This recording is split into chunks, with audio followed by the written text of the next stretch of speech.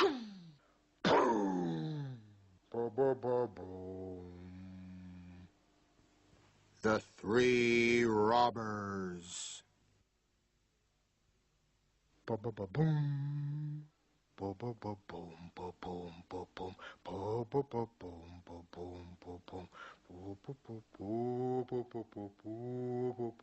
Once upon a time, there were three fierce robbers. They went about hidden under large black capes and tall black hats. The first had a blunderbuss, the second had a pepper blower, and the third had a huge red axe. In the dark of the night, they walked the roads, searching for victims. They terrified everyone. Women fainted, brave men ran, dogs fled. To stop carriages, the robbers blew pepper into the horses' eyes. With the axe, they smashed the carriage wheels. And with the blunderbuss, they threatened the passengers and plundered them.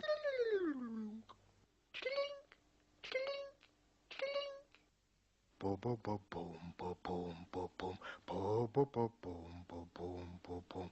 The robbers' hideout was a cave high up in the mountains. There they carried their loot.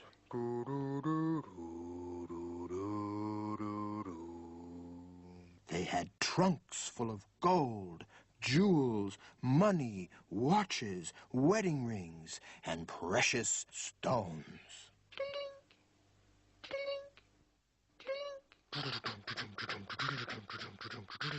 But one bitter black night,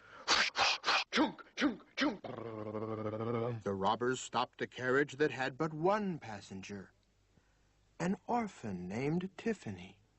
She was on her way to live with a wicked aunt. Tiffany was delighted to meet the robbers.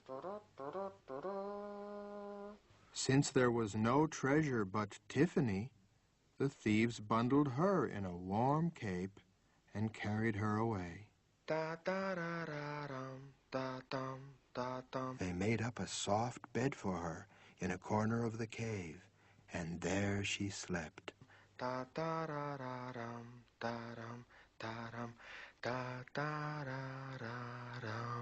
The next morning, Tiffany awoke to find herself surrounded by trunks of glittering riches.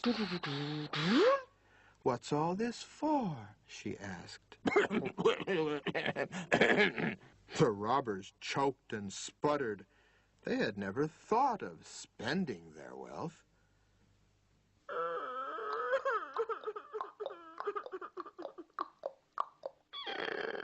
Ba-ba-ba-boom. So, to use their treasure, the three robbers gathered up all the lost, unhappy, and abandoned children they could find. They bought a beautiful castle where all of them could live.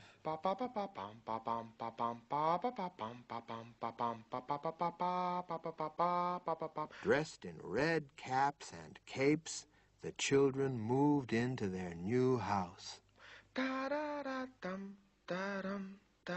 Stories of the castle spread throughout the land. New children came, or were brought each day to the doorsteps of the three robbers. The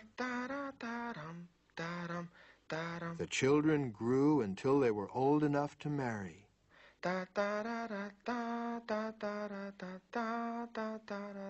Then they built houses around the castle. A village grew up, full of people dressed in red caps and capes. These people, in memory of their kind foster fathers, built 3 tall, high-roofed towers, one for each of the 3 robbers.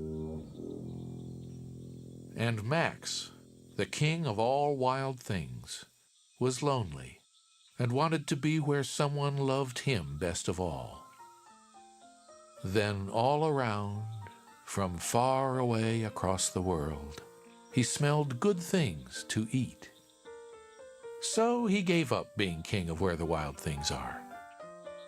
But the wild things cried, "Oh, please don't go! We'll eat you up! We love you so!" And Max said, "No." The wild things roared their terrible roars and gnashed their terrible teeth and rolled their terrible eyes and showed their terrible claws. But Max stepped into his private boat and waved goodbye and sailed back over a year and in and out of weeks and through a day and into the night of his very own room, where he found his supper waiting for him, and it was still hot.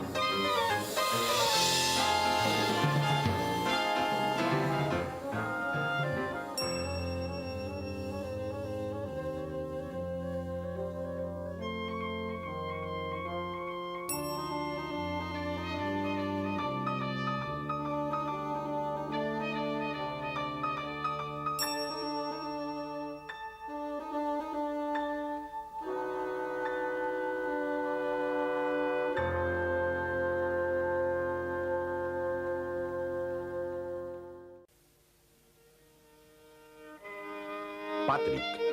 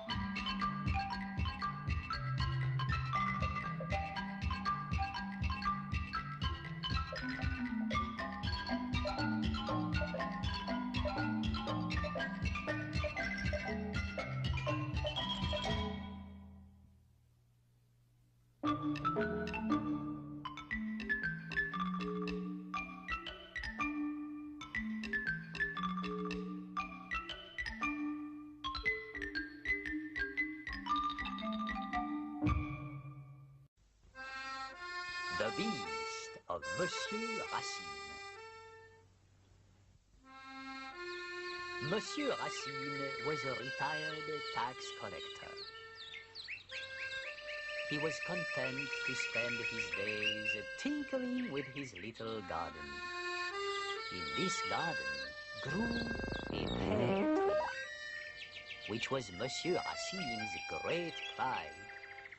It bore fruit of extraordinary flavor and juiciness.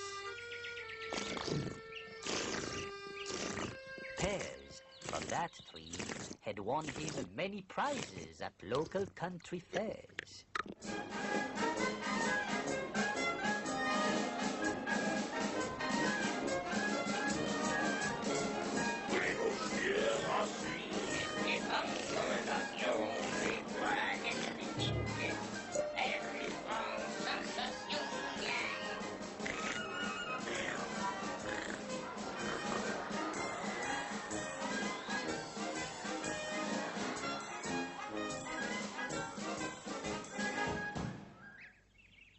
Millionaires had offered great sums of money for his harvest.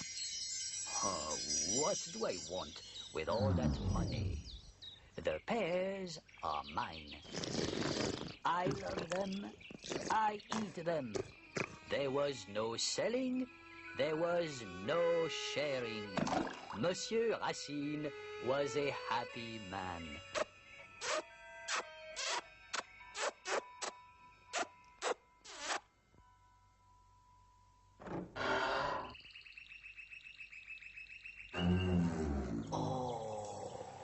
Footprints of a weird nature.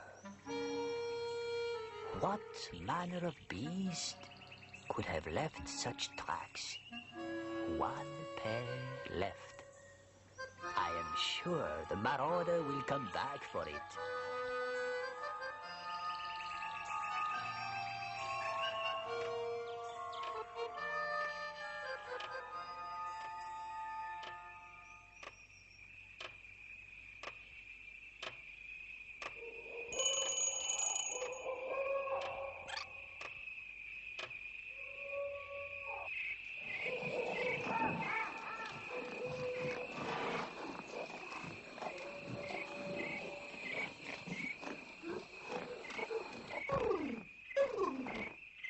It looks inoffensive enough. Monsieur Racine offered the thing a macaroon. More delicacies, and it could be tamed.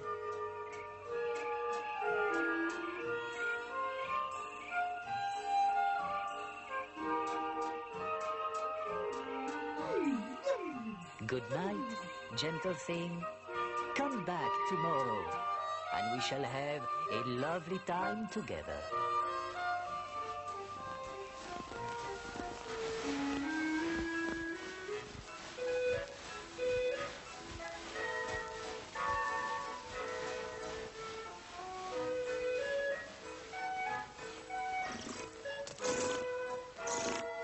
I lost lost my pears, but I found a companion.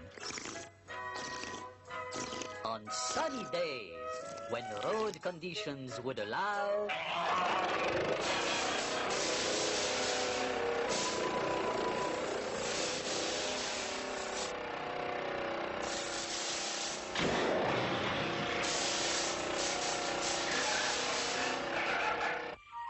the animal was playful, and Monsieur Racine built a whole playground for its rompings.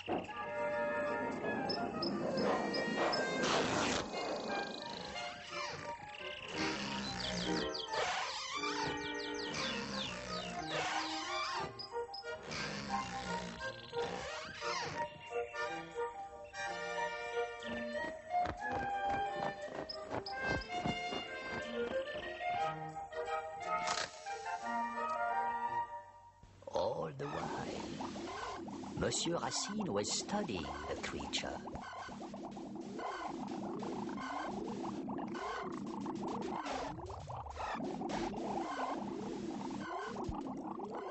He found it unrelated to any other living thing. So, Monsieur Racine decided to write to the Academy of Sciences in Paris.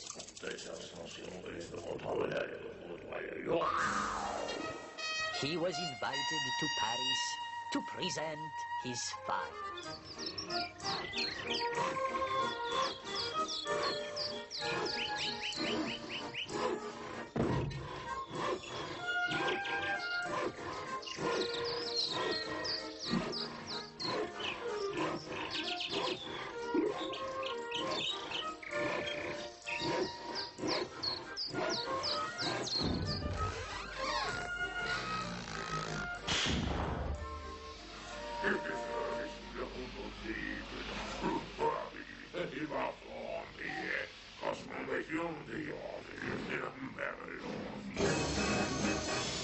Their arrival in Paris was a triumph.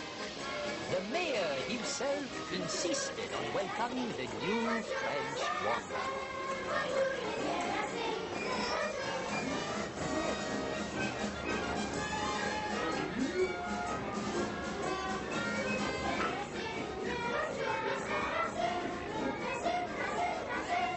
What do I want with money? The beast is my friend, and friends are not for sale. The members of the Academy met in the amphitheater. At the podium, Monsieur Racine was ready to make his presentation.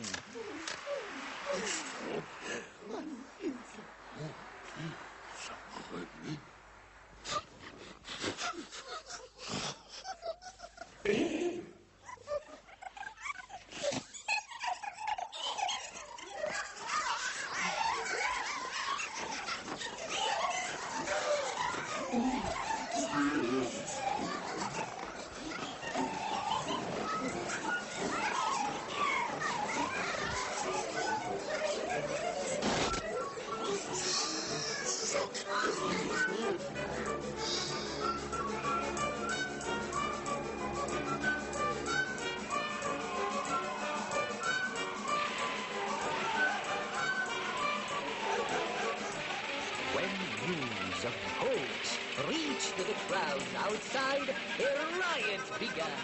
Unspeakable acts were performed.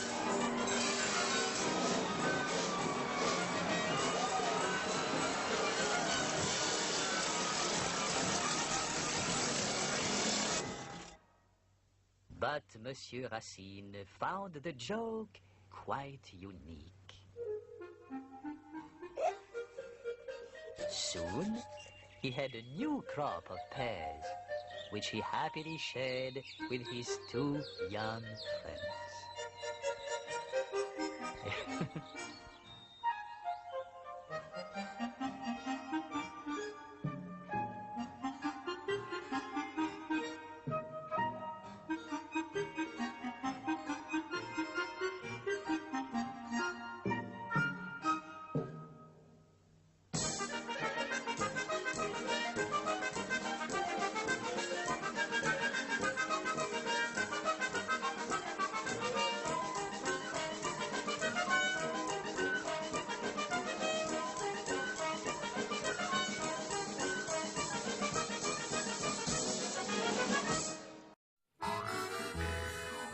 story of Strega Nonna.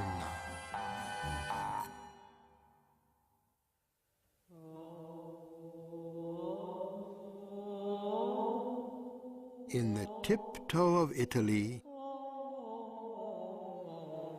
a long time ago, there lived an old lady everyone called Strega Nonna, which meant Grandma Witch.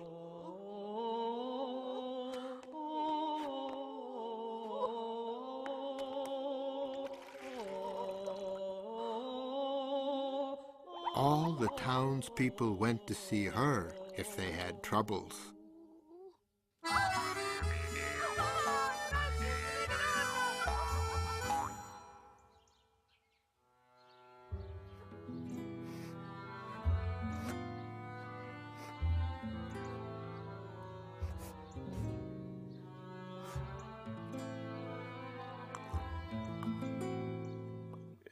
Excuse me, miss. Strega Nonna did have a magic touch. But Strega Nonna was getting old. She needed someone to help her with her little house and garden. She put up a notice in the town square. Big Anthony came to take the job. Strega Nonna knew he didn't pay attention, so she spoke to him very clearly.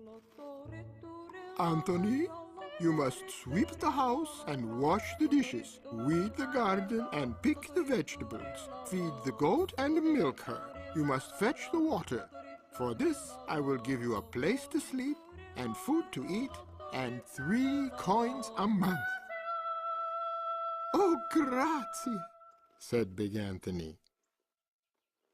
But one thing you must never, never do, said Strega Nonna. You must never touch my pasta pot. I don't let anyone touch it.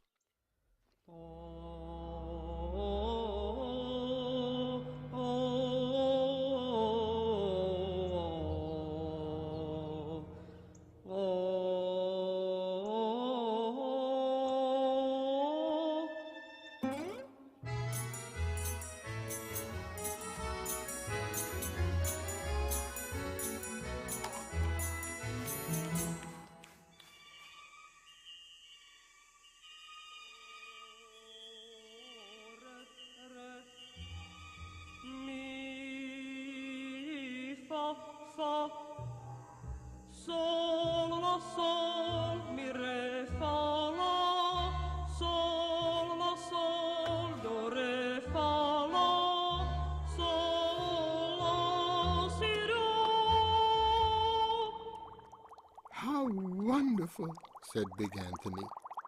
That's a magic pot for sure. But he didn't see that Strega Nonna blew 3 kisses to the magic pot.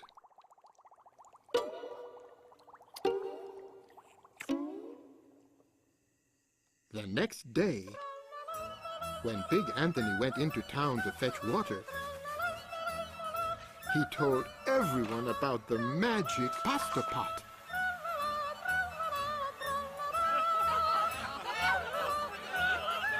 I'll show them. Someday I will get the pasta pot and make it cook, and then they'll be sorry. Well, just 2 days later, Strega Nonna said to Big Anthony, Anthony, I must go over the mountain to see my friend Strega Amelia. Sweep the house and weed the garden, feed the goat and milk her. There is some bread and cheese in the cupboard. And remember, don't touch the pasta pot. Oh, yes, yes, Strega Nonna, said Big Anthony.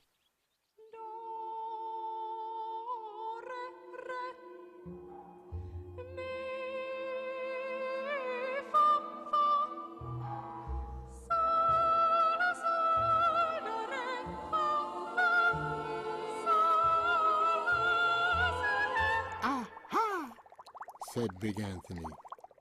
Everyone, get forks and plates. Pasta pasta for all at STREGA NONA's house. Big Anthony has made the magic pasta pot work. Even though they laughed, everyone ran home to get forks and plates and platters and bowls.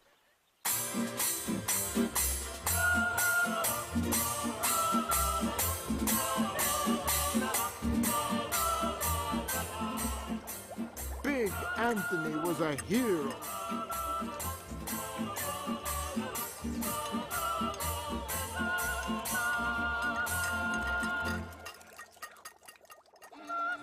Enough!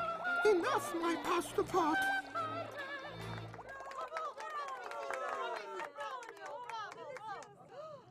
Oh, Big Anthony, look!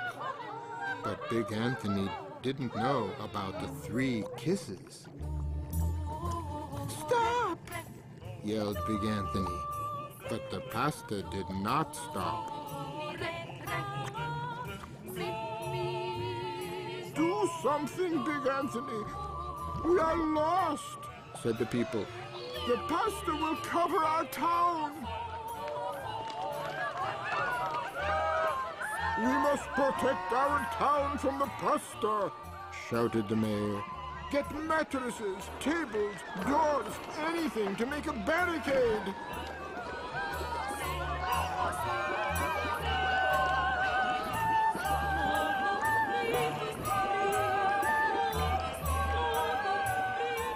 STREGA NONA did not have to look twice to know what had happened.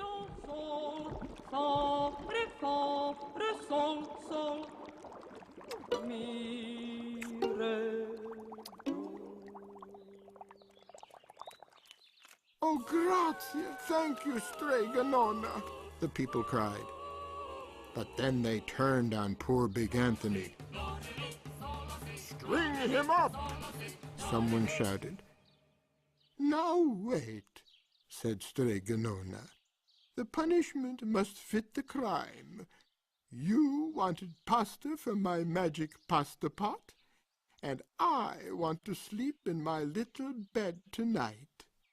So start eating.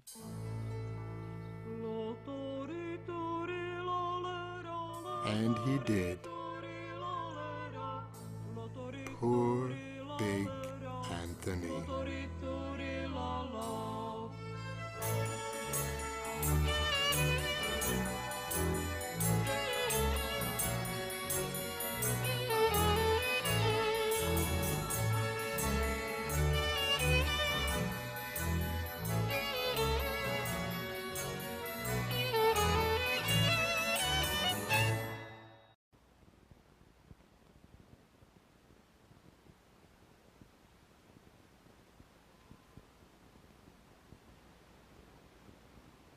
Now I'm going to tell you a very old story.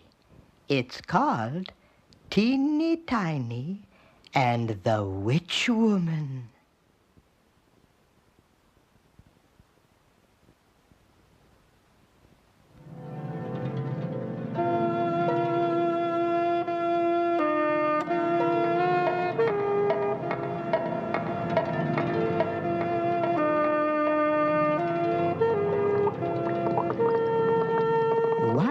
There was,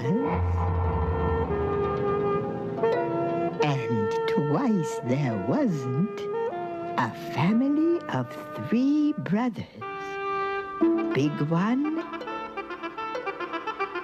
in the middle,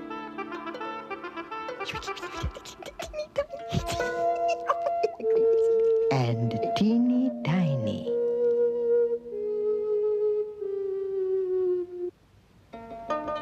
Every day, their mother said, "You can play anywhere in the village, but do not go into the forest. Your granny says a witch woman lives there, where the trees are darkest. She eats little children and uses their bones to make a fence around her house."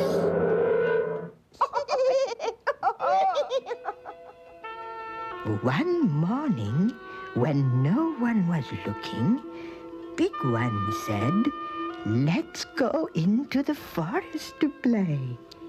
"Yes," agreed in the middle, "I'm not afraid of any old witch woman. Come on, Teeny Tiny."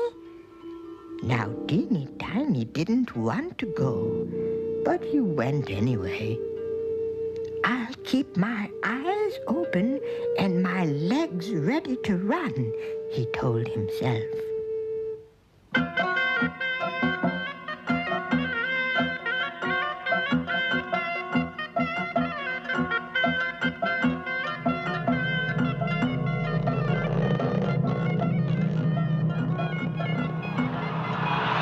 Little by little, the shadows grew longer, and Big One in the middle and Teeny Tiny grew hungry. But no matter where they looked, the boys could not find the path to the village. At last, Teeny Tiny climbed a tree to look farther. "I see a light," he called.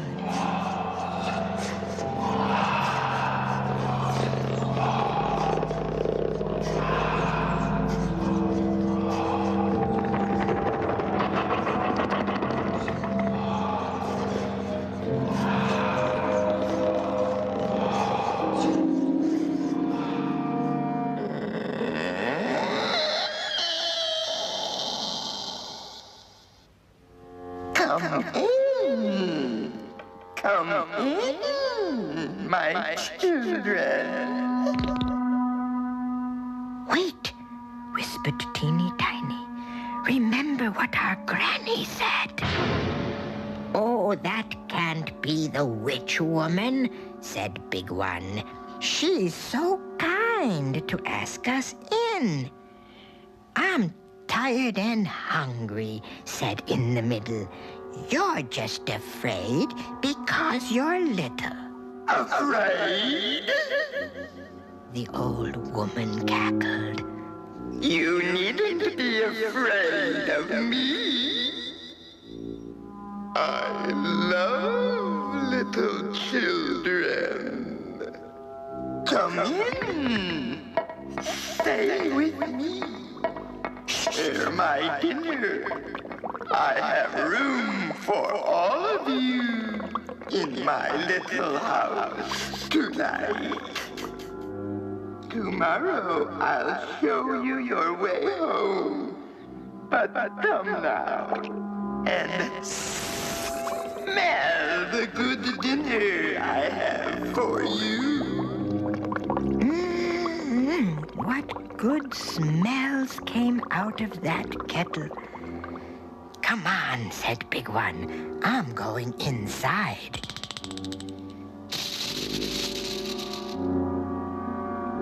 You may call me Auntie.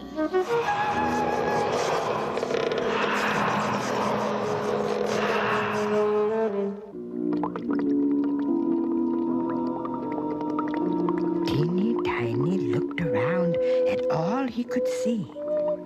"Auntie," he asked, "what do you keep in that cage?" Cage? In my cage? Oh, sometimes I keep stray dogs. And sometimes I keep stray cats. "And sometimes stray children?" wondered Teeny Tiny. You must be tired, said the old woman. "Come now, into the bedroom. Sleep well, and tomorrow, just see if I don't show you your way home."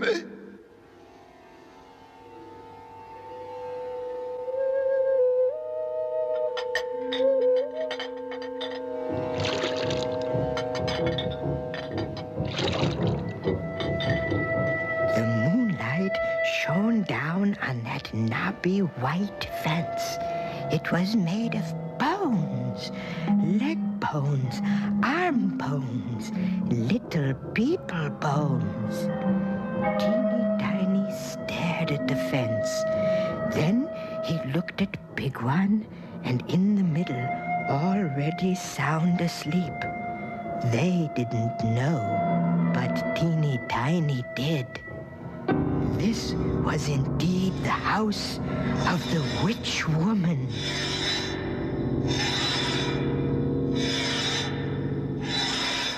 Who is awake and who is asleep? The littlest one is awake. What? Teeny Tiny, why don't you sleep? Well, Auntie, my mother always cooks me an egg before I go to bed. Then I go to sleep. So the old woman cooked an egg. And Teeny Tiny ate it. But still he did not go to sleep. And after a while, the woman called again. Who is awake and who is asleep? The littlest one is awake, said Teeny Tiny. What? Still awake? Well, Auntie, my mother gives me popcorn and raisins at bedtime. Then I go to sleep. So the old woman brought him popcorn and raisins. But still he did not go to sleep. After a while, she called again. Who is awake and who is asleep? The littlest one is awake. What can I get you to help you sleep? Auntie, all that popcorn has made me thirsty. At home, when I'm thirsty, my mother goes to the well to fetch me water in a sieve. When I drink it, then I go to sleep. As the old woman bent to fetch her sieve, a cake of soap fell out of her apron pocket.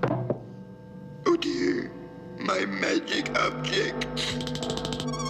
Better to leave them here safe than to lose them outside in the dark by the well. So she laid the soap, a needle, and a short, sharp knife on a high shelf. Then she opened the door softly and started toward the well. Wake up! Auntie is that witch woman. If we don't hurry, we'll be her dinner tomorrow. I heard her say she'd leave 3 magic objects on the high kitchen shelf. If she says they're magic, they just may be magic. 1, 2, 3, he tucked them into his pocket and ran with his brothers down the moonlit path. As for the old woman, she just couldn't catch any water in the sieve, and she couldn't catch any water in the sieve.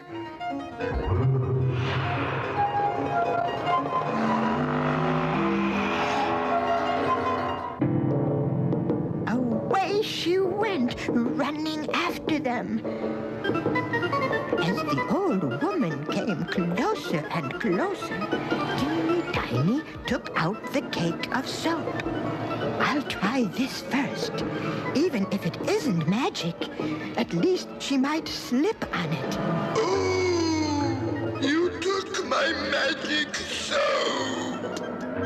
Teeny Tiny threw the cake of soap right into her path.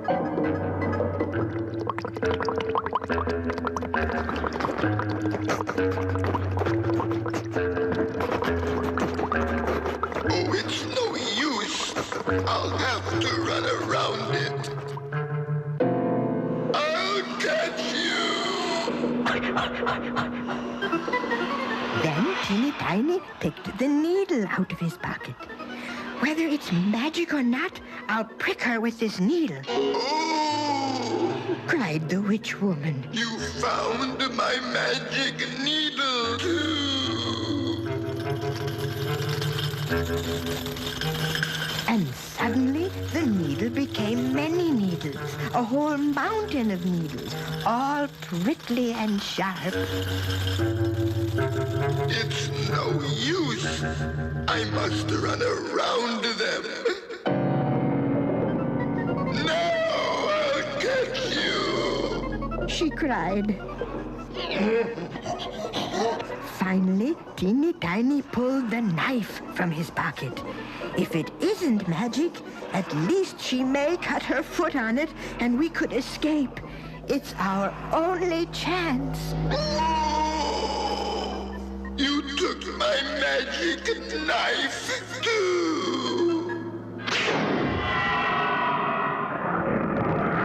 That knife cut a crack so long and so wide that the witch woman couldn't run around it and couldn't jump over it. I'll get you next time.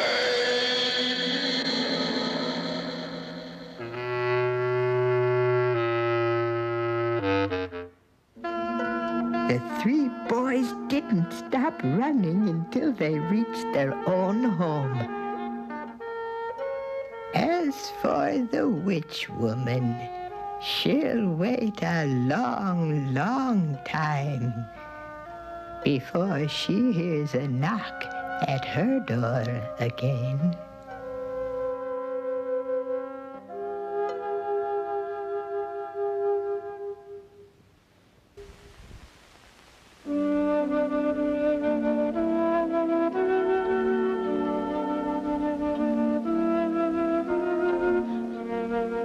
I remember that story from so many years ago. My own granny told it to me. One day you will tell it too. And so the story goes on and on.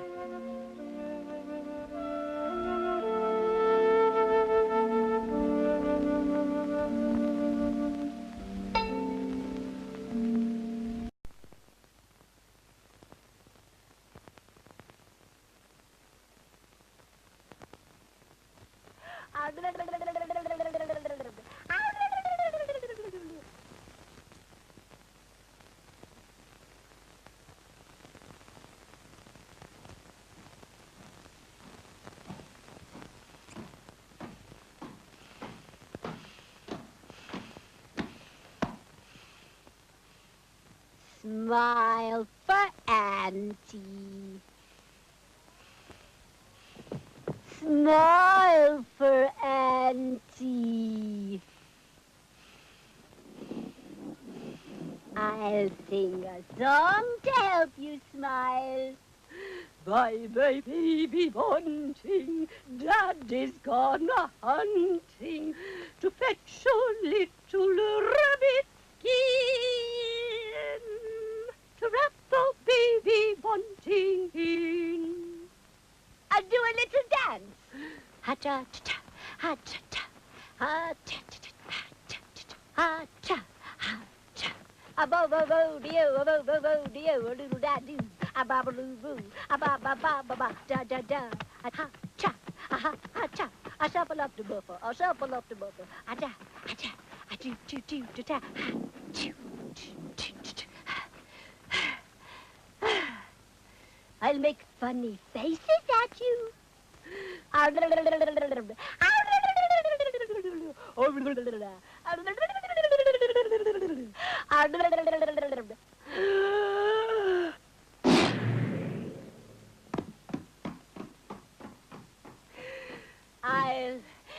jump up and down.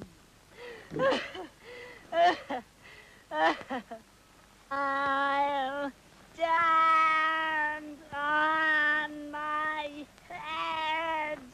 How about that? Oh.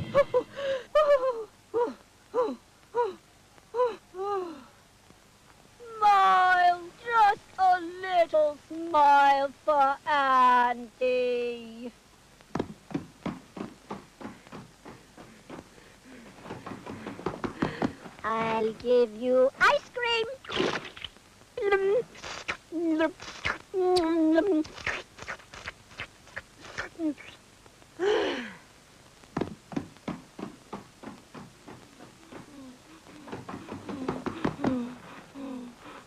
I'll give you toys. Bouncy, bouncy, bowly. Here comes the airmail. Saily boaty. Nice, nice Teddy. I'll play peekaboo with you.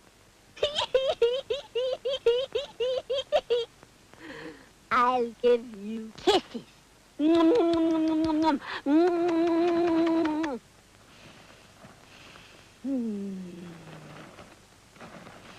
No smile?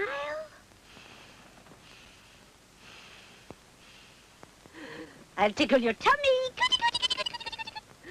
I'll tickle your toes. I'll tickle you all over.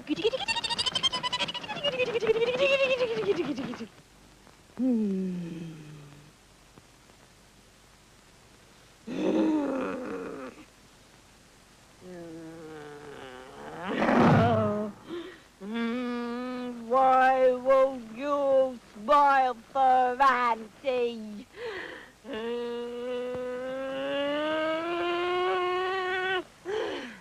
No smile for Auntie, eh? I'll go away, and I'll never come back.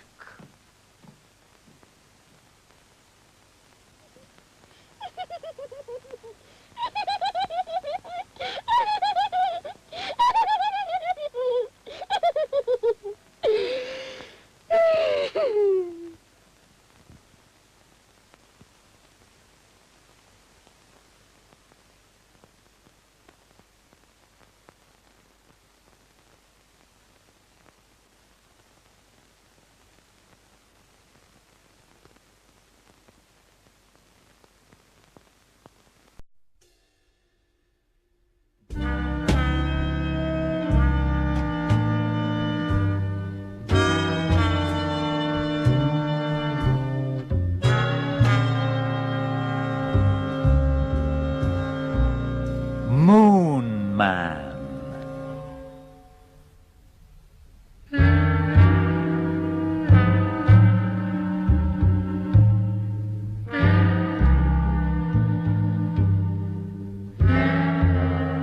Every night, from his drifting sphere, the Moon Man was filled with envy as he watched the Earth people dance.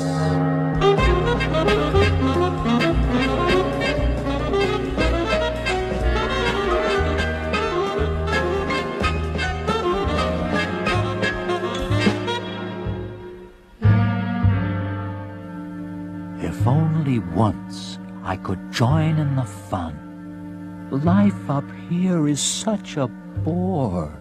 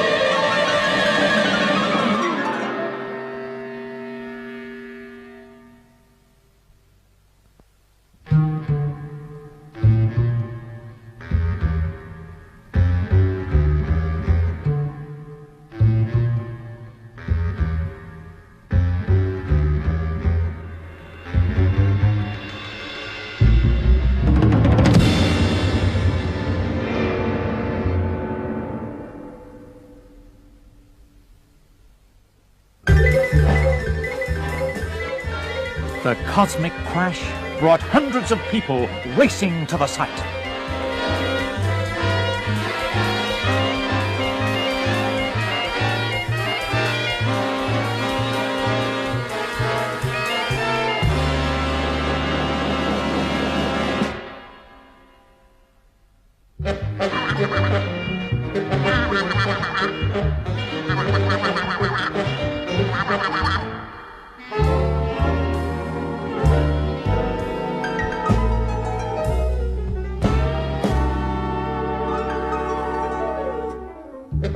Government officials were alerted. Scientists panicked. They called the mysterious visitor an invader.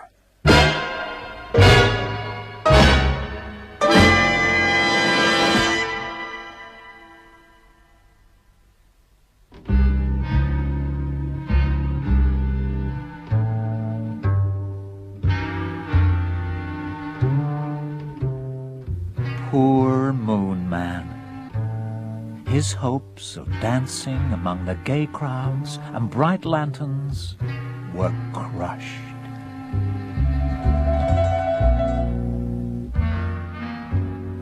Why, I must be in my third quarter, he thought happily.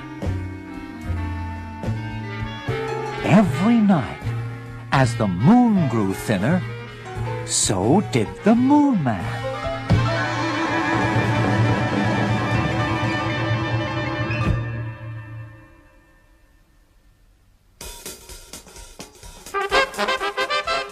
The general came to inspect the weird captive.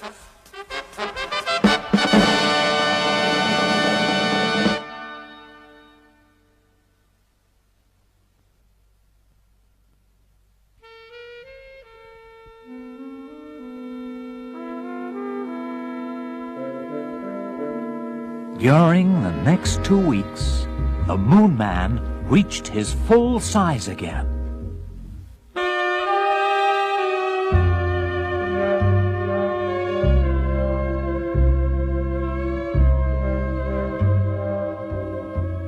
He came upon a garden party where people in gorgeous costumes were dancing.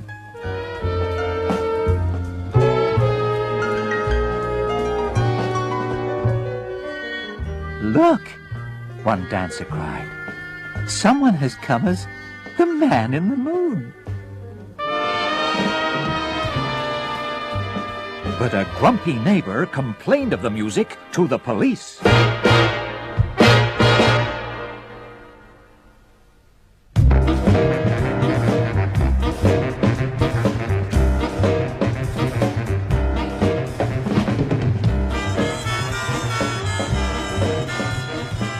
Out racing the police, he came upon an ancient castle.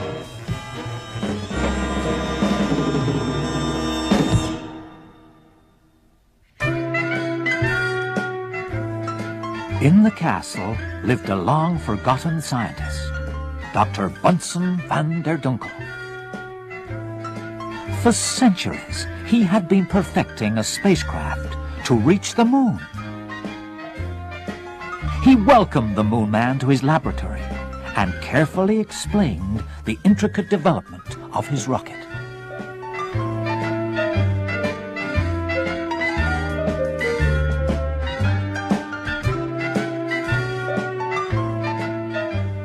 Now it was finished and ready for launching from the castle turret.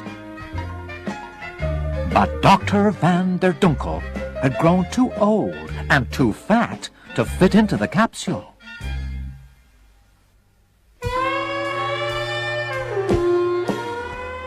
Aha, he thought. I will wait for the moon to enter its third quarter. By then, the Moon Man will have grown small enough to fit into the capsule. With tears in their eyes, they said goodbye. The Moon Man, who realized he could never live peacefully on this planet, agreed to go.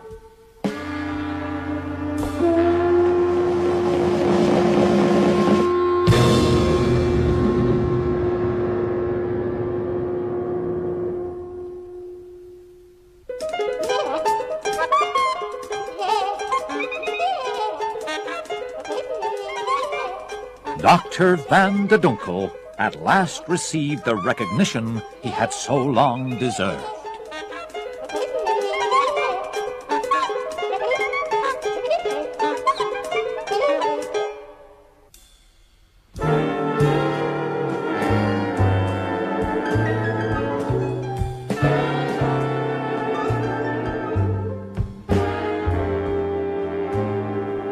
Having satisfied his curiosity, the Moon Man never returned to Earth and remained forever after curled up in his shimmering seat in space.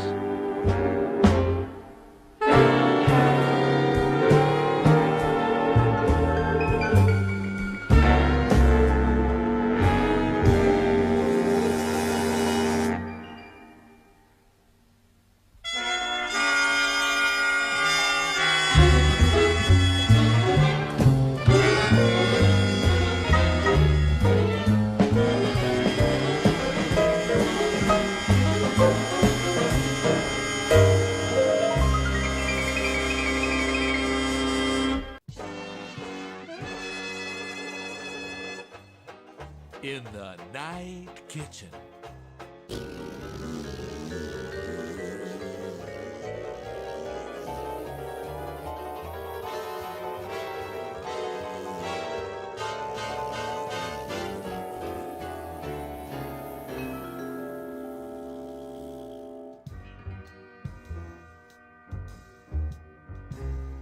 Did you ever hear of Mickey?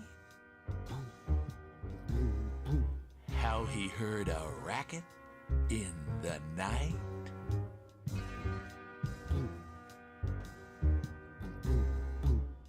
And shouted, "Quiet down there!"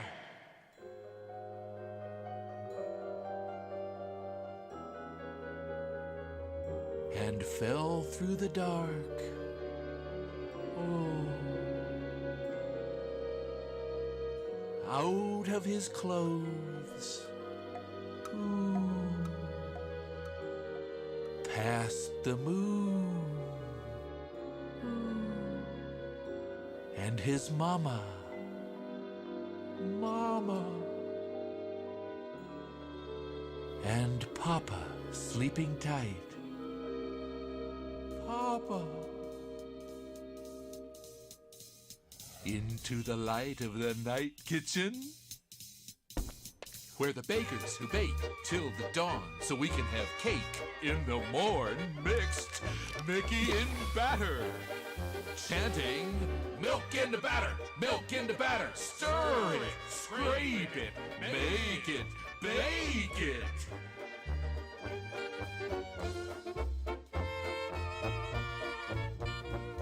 And they put that batter up to bake a delicious Mickey cake.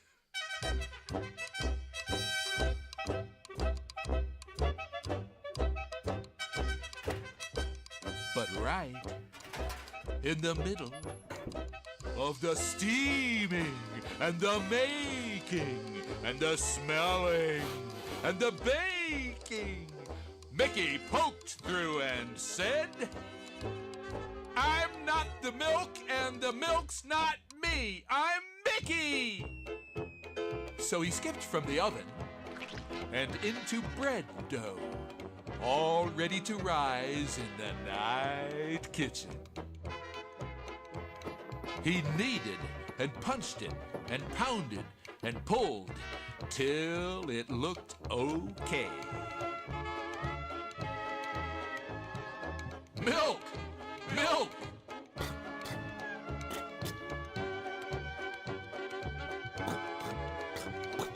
Milk for the morning cake! Then Mickey in dough was just on his way when the bakers ran up with a measuring cup, howling, "Milk! Milk! Milk for the morning cake!" "What's all of us? I'm Mickey the pilot. I get milk the Mickey way." And he grabbed the cup as he flew up. And up, and up, and over the top of the Milky Way in the night kitchen.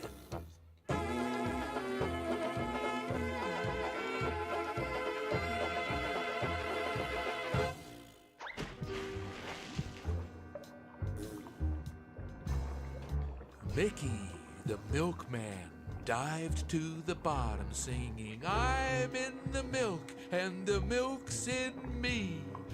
God bless milk, and God bless me. Then he swam to the top, pouring milk from his cup into batter below.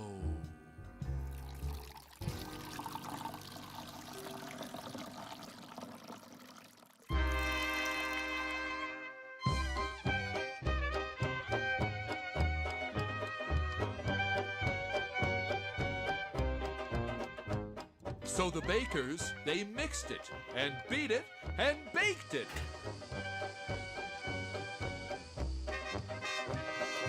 Milk in the batter, milk in the batter. We bake cake and nothing's the matter.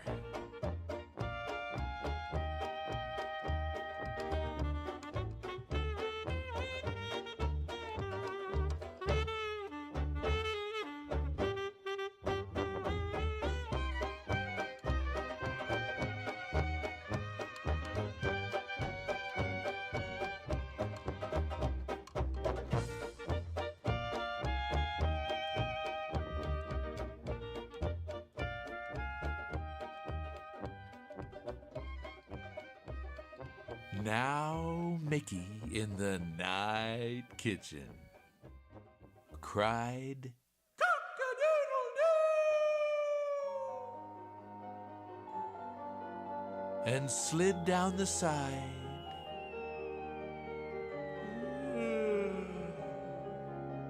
Straight into bed. Cake free and dried.